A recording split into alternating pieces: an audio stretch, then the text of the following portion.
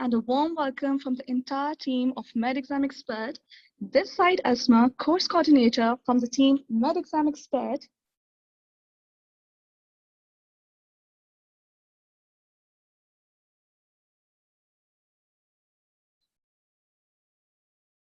So today we are here for an amazing webinar session by our talented mentor, Dr. Desiree. But first, let me give you a brief introduction about us. The MedExam Expert is an internationally recognized online study platform for the MRCOG and other examinations. We provide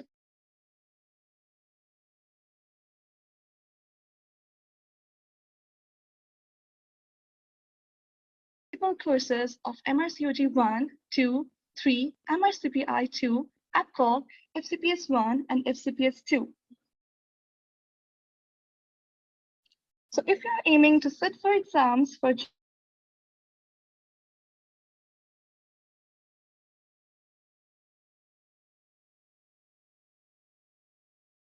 big students as well, we're also giving free trial sessions. So if you want free trial sessions, then you can contact us.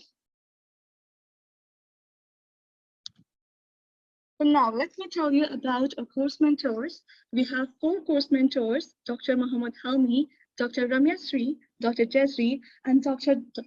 Nairoz. Dr. Muhammad Helmi is our lead mentor for MRCOG 1. He is a consultant and lecturer for Ops and Gynae. Dr. Desiree is our well-qualified tutor for biostatistics and microbiology. She is obstetrician gynecologist for more than 23 years. Dr. Nairoz is also a well-qualified tutor for Ops and Gynae. Dr. Ramya is a well-qualified tutor from India. She is infertility specialist. Now, let me tell you about the plans we are offering. So basically, we are offering 2 plans for MRCOG 1, premium plan and the standard plan. But let me first tell you about the premium plan. So the course features for our premium plans are, there will be live sessions where you can directly interact with a mentor. There will be topic tests, mock exams, session recordings that will be available on our website. There will be a study room on Facebook. Biostatistics workshop is also included. We have also included PDF files for all the modules. Discussion of important exam questions are also included. We are also giving flashcards so that you can revise.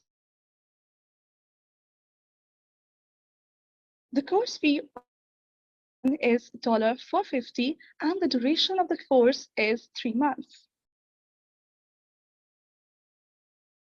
Now let me tell you about the course features of standard plan.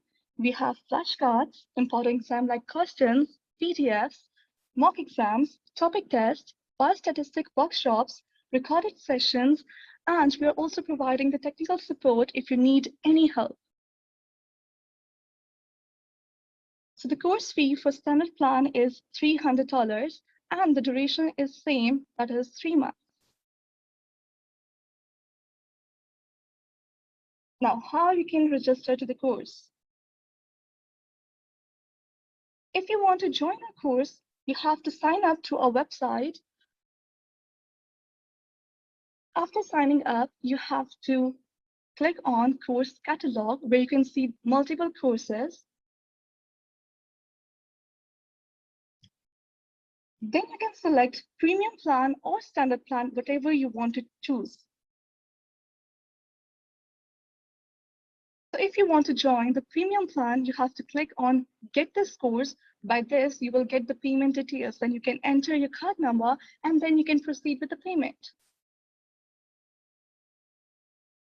Now, if you want to join the standard plan, then again, you have to click on get this course. And then you can proceed with your normal payment. And then you will be enrolled in a course and you will get the access instantly. So if you have any question, you can ask in the chat box. Thank you so much. Now I would like to call Dr. Desiree to continue with the webinar. Thank you.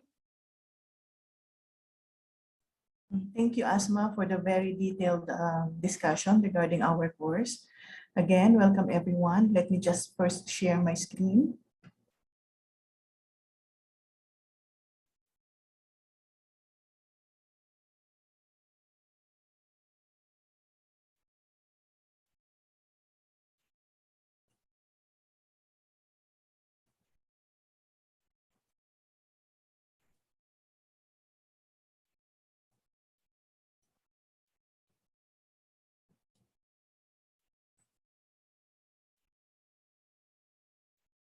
Wait, we will not start with questions, okay? We will start with our webinar first, okay? First of all, I would like to welcome all of you in this free webinar sponsored by MedExam Expert. We conduct a free webinar regularly before our courses start so that the students will know how we mentors discuss during the live session. Live session are interactive session that we provide if you will avail of our courses. In the live session, we discuss a particular topic and we gather all the possible resources. For example, for this webinar, Syphilis, I gathered all the guidelines, the BASH guideline, the TOG article of 2020, and the International Journal for STD and AIDS. So all three resources gathered into one and explained to you in such an easy way so that you will retain them easily, okay? So this is how we do it in MedExam. We make things easier for you. You don't have to read from different sources. Okay, so let us start now. Sir William Osler says that he who knows syphilis knows medicine. Sir William Osler is the father of modern medicine. Okay, why? Why does he said so? He said so because syphilis is a multi-system disease. It has been termed as the great imitator. So if you know syphilis, you know medicine by heart, okay? So this is a webinar on syphilis diagnosis, interpretation, serology, management in pregnancy, and recent updates.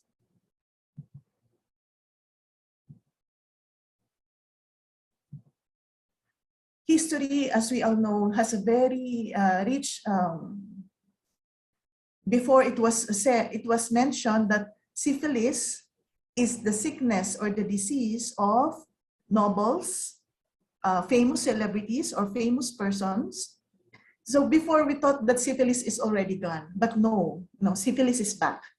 That's why there's a recent article in 2020 wherein the title states that syphilis in pregnancy, history, identifying and managing a historic problem on the rise. So it is again rising. Okay, the syphilitic cases are again rising. So if you can recognize all these people, these are famous people.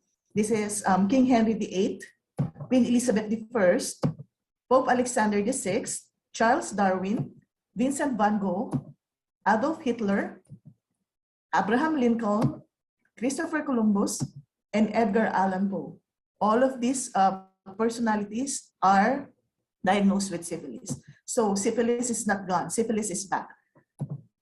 So for epidemiology, in 2014, we have 4,317 cases of infectious syphilis. And majority of the cases are documented for those male who have sex with male, 3,477 of cases. Comparing it with the statistics in 2013, there is a 46% rise in those male who have sex with male and 33% rise overall. In 2012, you have 8.4 cases per 100,000 live birth. These are the cases of congenital syphilis. And in 2016, there was an 87% increase, making it 15.7 per 100,000 live birth. In 2017 alone, there are 918 cases in the US, and not only in the US. Syphilis is on the rise in Western Europe like Germany, UK, Spain, France, and the Netherlands. This is the first diagram that you will find in your TOG article published in July 2020. So as I have mentioned, majority of the cases are attributed to male who have sex with male. Okay, so majority are men. Even in the diagram before, you see there's only one woman who have syphilis, Queen Elizabeth I. So what causes syphilis? Syphilis is caused by a gram-negative bacterium, Treponema pallidum subspecies pallidum, which is an obligate parasite. When you say obligate parasite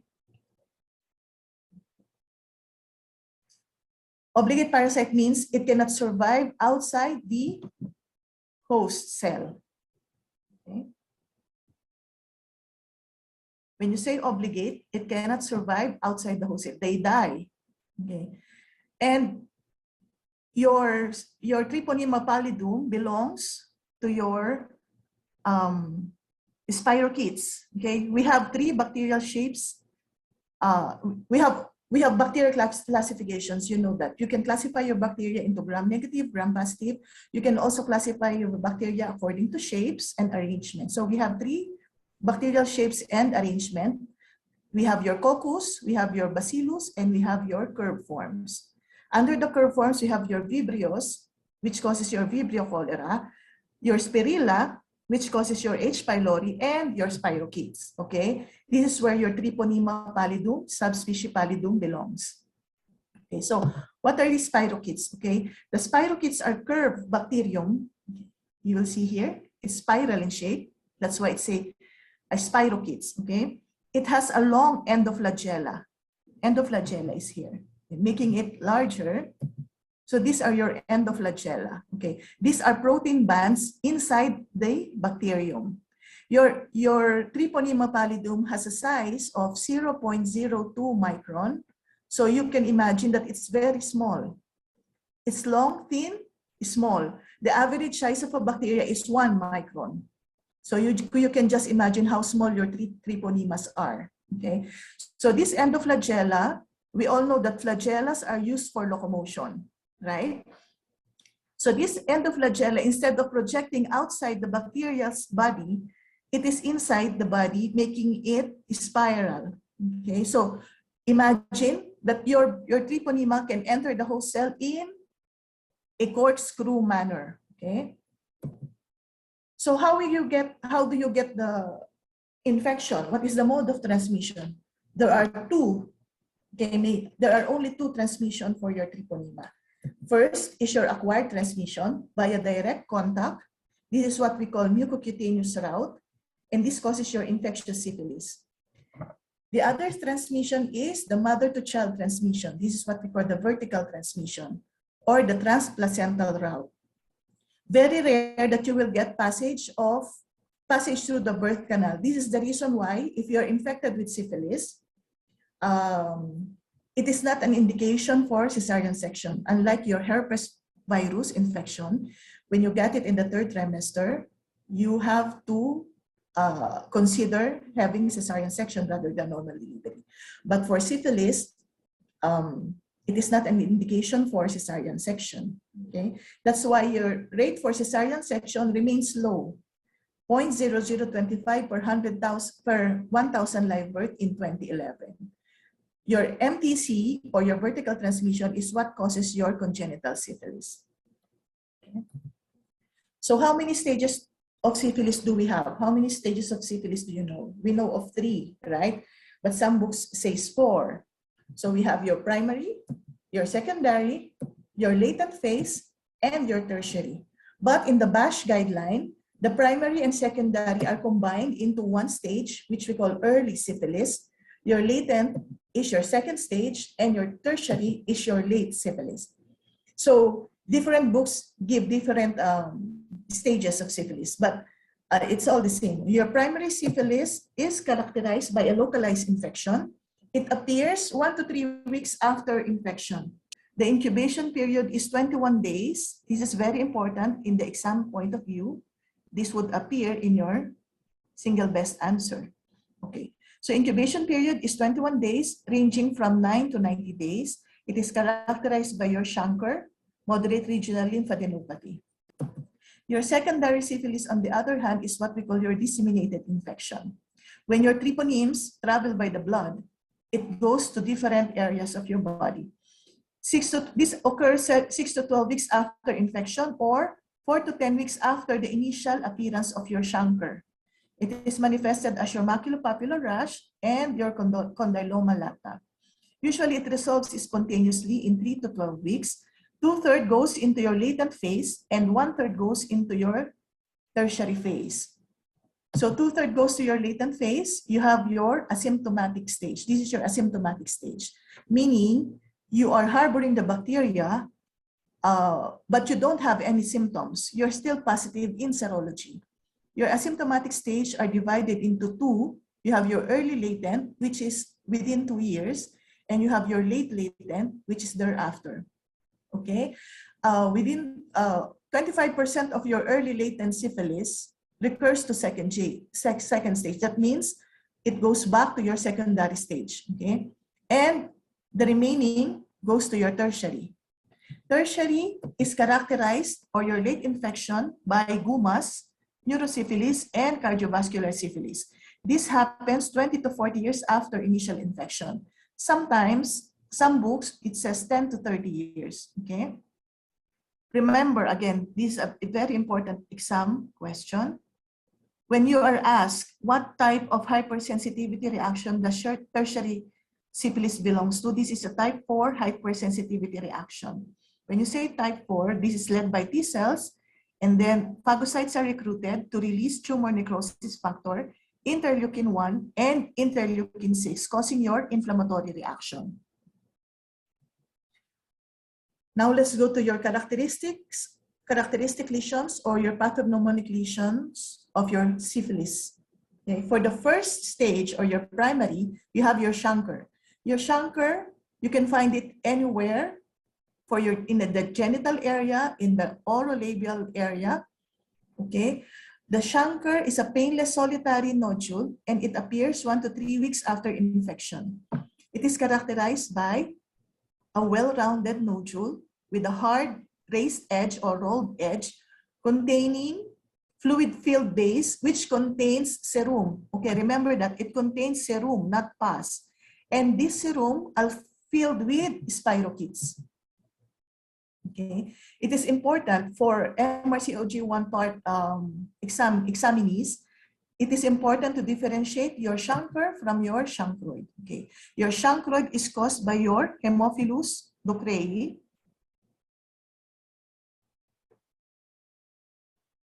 It has a soft, ragged edge, and it contains pus.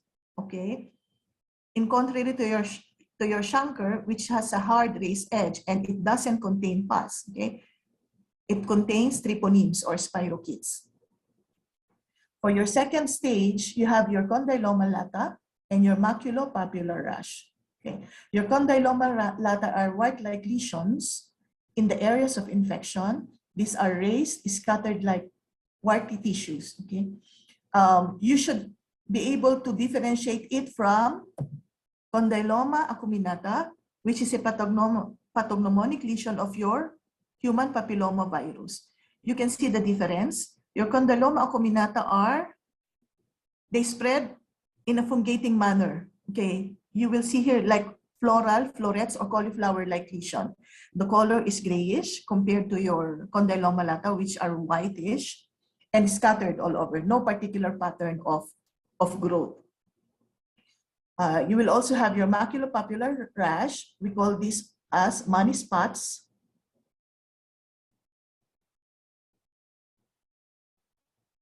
Because of these rashes that that has a copper coin color of lesion. Okay, we see here. And during the exam, when you will be asked what type of rash, of course it's a maculopapular. But if they ask you if it is maculopapular,